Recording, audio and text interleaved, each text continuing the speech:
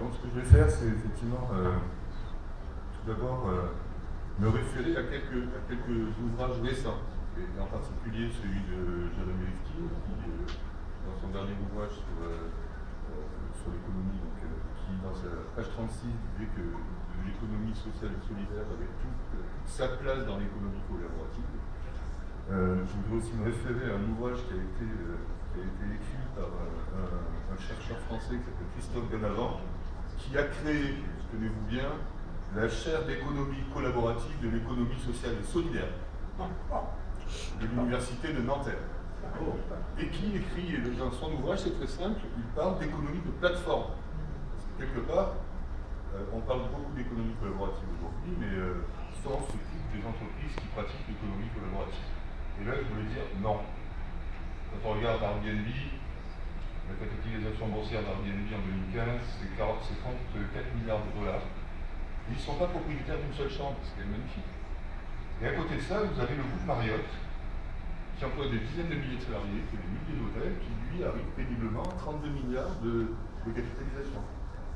Facebook, qui en a parlé, c'est un peu le leader mondial du contenu sur Internet, il ne produit rien, aucun contenu, à part ses conditions générales, qui font que quand on dépose des informations sur Facebook, on n'en est même plus propriétaire, et au point que des États sont en train de travailler sur des lois pour autoriser la mort numérique. C'est quand même fort.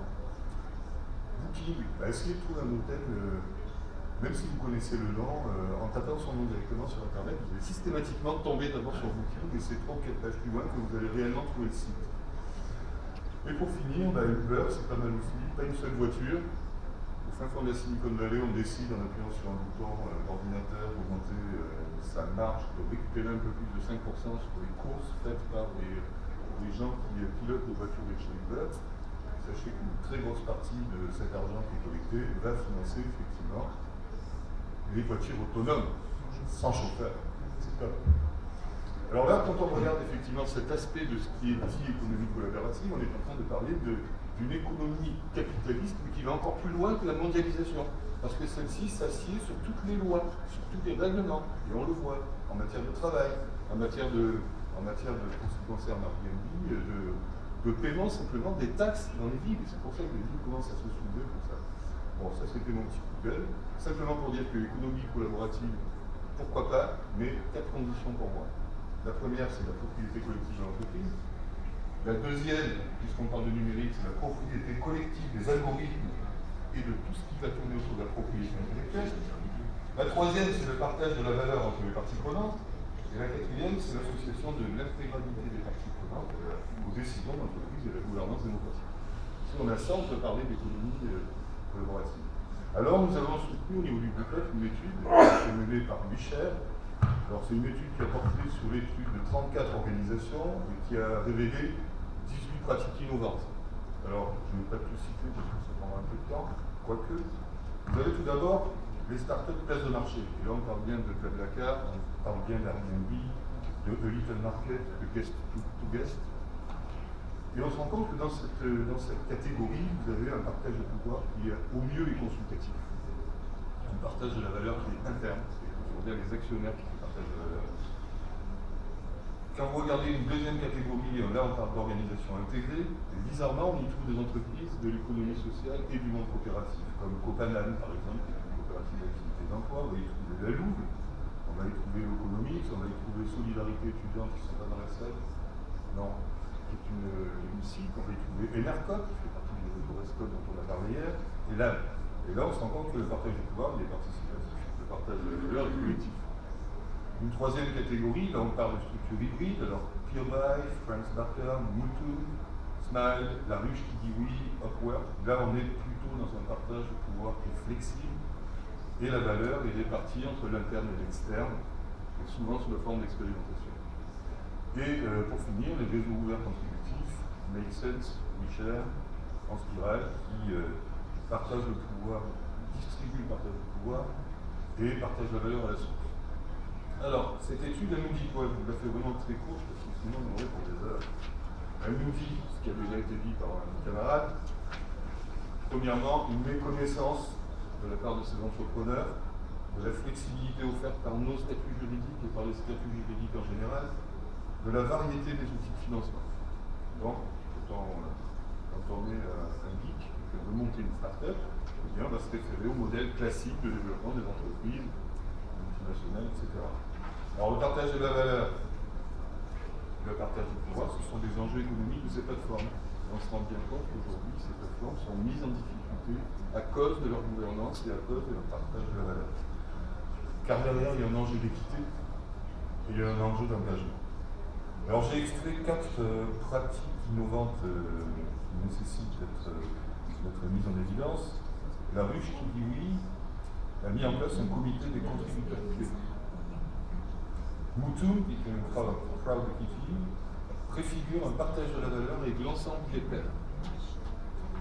La Louve, alors la Louve c'est des supermarchés où tout le monde est contributeur, on peut être bénévole, on peut aller préparer des paquets, etc.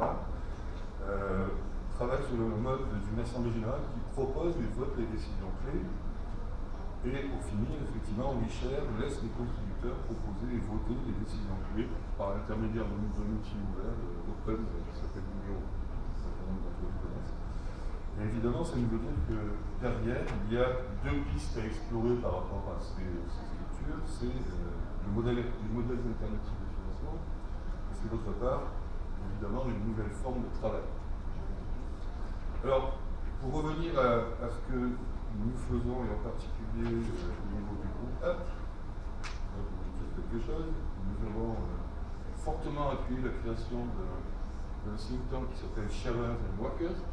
Donc tous ces gens qui veulent faire partie de l'économie collaborative, qui discutent avec des syndicalistes sur un certain nombre de sujets, et ça nous paraît tout à fait fondamental, en particulier sur les nouveaux contrats de travail, sur ces questions-là.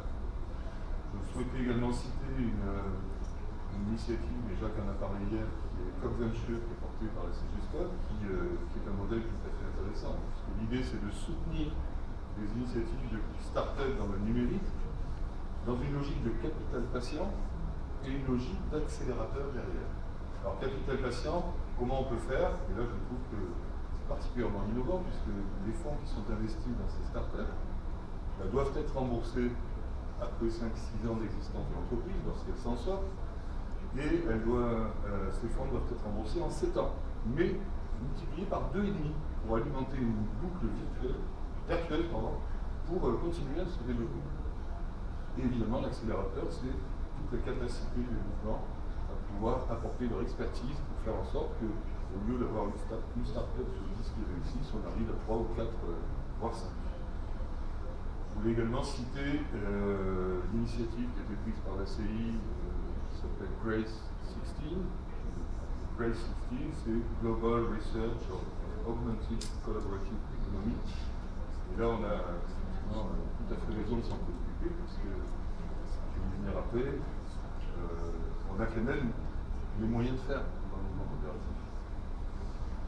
Alors, dans le petit brief que j'avais eu, il y avait une question, et le groupe Up dans tout ça? Et bien, le groupe Up, comme toutes les entreprises, doit se préoccuper de son avenir. Et quand on parle de la numérisation, et on sait qu'on y vient un grand pas, elle l'a dit tout à l'heure, numérisation, ça veut aussi dire risque d'intermédiation.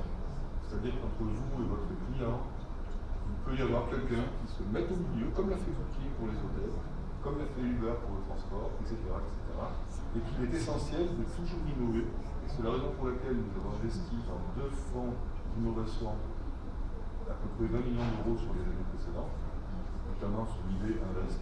Et l'idée, c'est de repérer des startups dans nos métiers qui vont nous permettre de proposer des services nouveaux à nos 21 millions de bénéficiaires.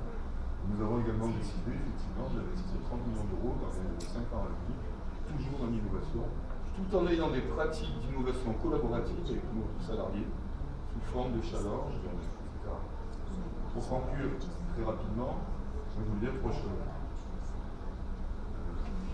La première, c'est que la coopération, il faut quand même se rappeler, ce sont les chiffres de la CI, c'est pas moi qui le dis, 1 milliard de coopérateurs, 2,5 milliards de clients, 250 millions de salariés.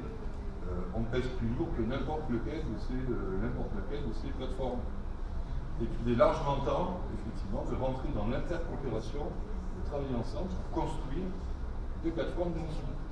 Si je prends l'exemple des taxis, en France, nous avons à Paris une énorme coopérative de taxis qui s'appelle le Stop, et on en a un peu partout, j'en ai vu partout dans le monde.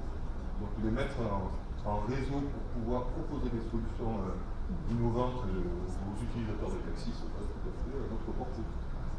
La deuxième, effectivement, c'est qu'il faut favoriser également l'intercoopération avec les autres formes d'économie sociale et solidaire.